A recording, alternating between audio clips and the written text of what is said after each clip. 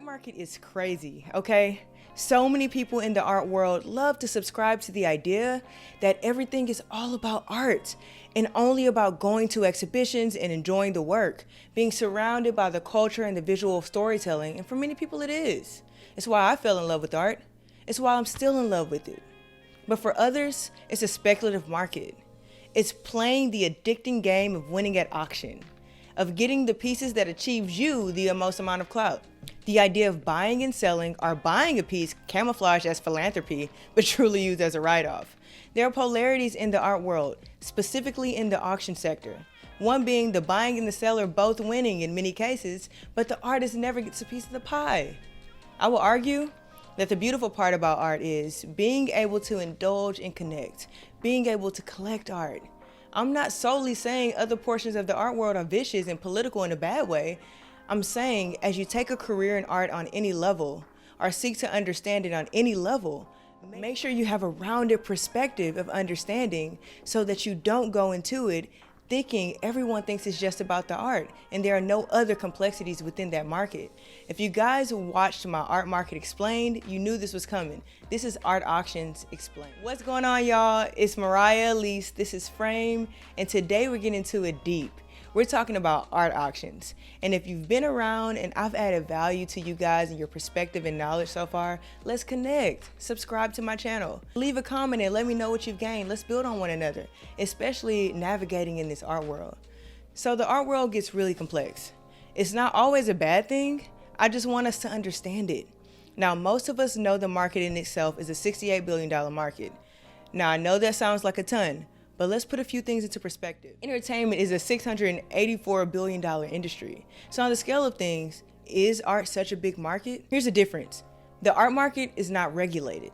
There's very little transparency. So the large question that arises is it really worth more or less than what we can imagine?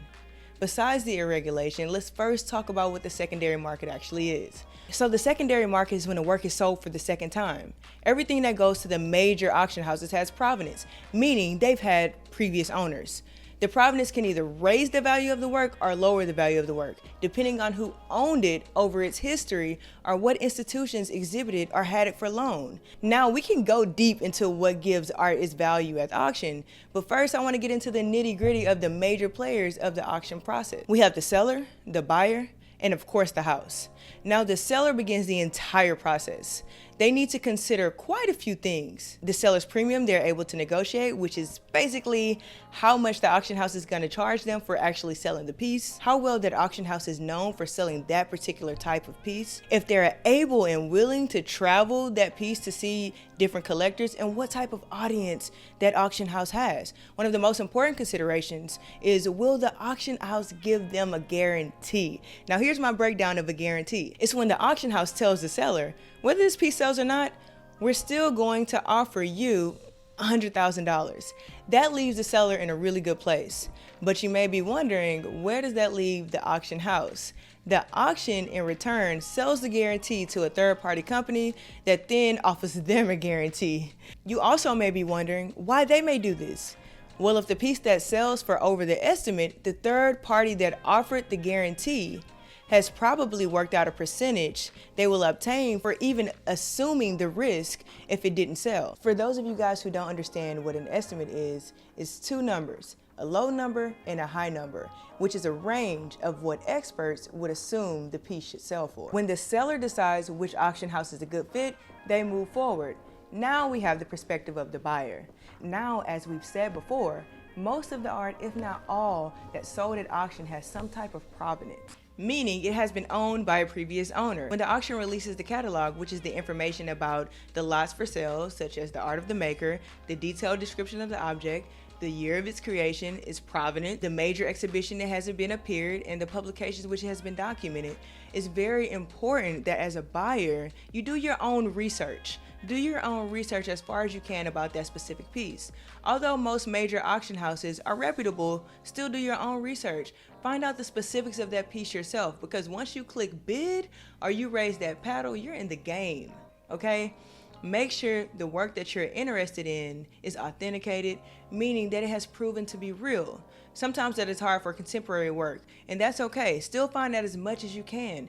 Make sure that as you buy it, or before you buy it and win it, you know everything that there is to know about that piece. Buyers also need to be aware of auction etiquette. Whether you're bidding online, in person, or by the phone, keep in mind that there is typically a live auction going on and the bidder has a right to skip your bid. For instance, if the bidding is $10,000, assume the next bid will be $15,000.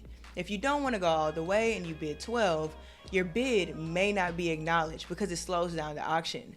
Now, this can happen on a smaller scale. First bid's $100, assumption, next bid is $200, not $150. But sometimes the cut bid is accepted. With that being said, don't be afraid to hop into your first auction, just be prepared. Take time beforehand to study the art, know a bit about the market, and try not to just engulf yourself in winning the bid. Engage on all levels, guys. Go to the galleries, visit the museums, visit the artist studios if you can, listen to podcasts. And that's why I like websites like Artsy, because they give you the ability to engage on all levels, from the auctions to buying the piece individually from galleries, from just viewing the artist's profile so you can become familiar with that artist. All of those things are extremely important. Take your time with yourself and with the art that you love. The last thing I have for the buyer is to understand terminology. And perhaps one day I'll dedicate an entire video to that. But what I want to point out about estimates is the more information you know, the more you'll be able to determine yourself if they're priced appropriately. Auction houses typically put a lot of time into estimates, but know the market yourself and buy with your heart and with your head. A lot of people say only buy with your heart, but I say buy with both. Now, by this time, somebody's wondering, what about the artist? And here's the part that truly bothers me. Because in all honesty, I have no problem competing in auction.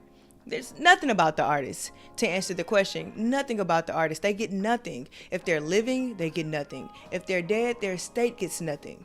Not monetarily, at least. Sometimes the auction market can really mess up the primary market for contemporary artists that are living.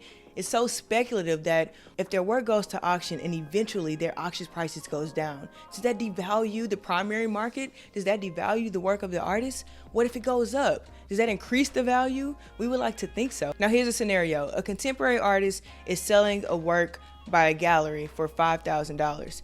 They give you an estimate of $4,000 to $7,000 in the auction. A little bit below the primary market and a little bit above. The competition is flaming, the paddles are going up, and they finally get above the high estimate, and it sells for $9,000. The seller gets their money, the house gets their premium, but the artist still gets nothing because they no longer own the piece. What should the gallery do?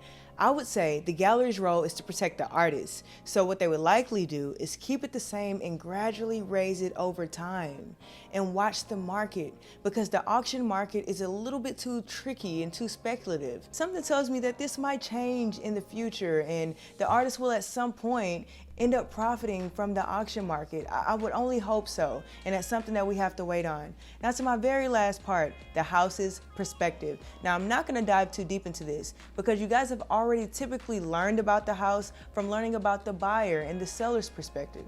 But keep in mind, the house does all of the initial work. They source the piece, they accept or decline the seller, they curate the auctions, meaning the auctions carry some type of theme. And if they're able, they travel the pieces. We look to the auction house to have a really good collector's base. We want them to reach a pretty good sell-through rate. We want them to either be selling the work for above or within the estimate. Never below the estimate. Never below the estimate. Now the way that it can't even sell below is if the piece doesn't have a reserve. Meaning the piece may have an estimate between $1,000 and $3,000, but you're the only bidder and you bid $100.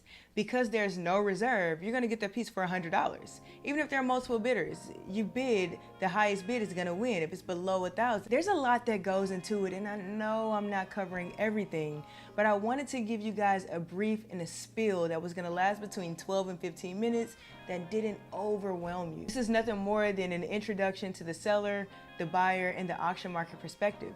There's definitely so much more that can be said, but that's my spiel without keeping you guys for way too long. So I hope I've added some value into your life. Thumbs me up, comment if you guys are in, and you know the word, subscribe if you vibe. Until next time, guys, I'm Moriah Alise, this is Frame, and I'm out. Bye, guys.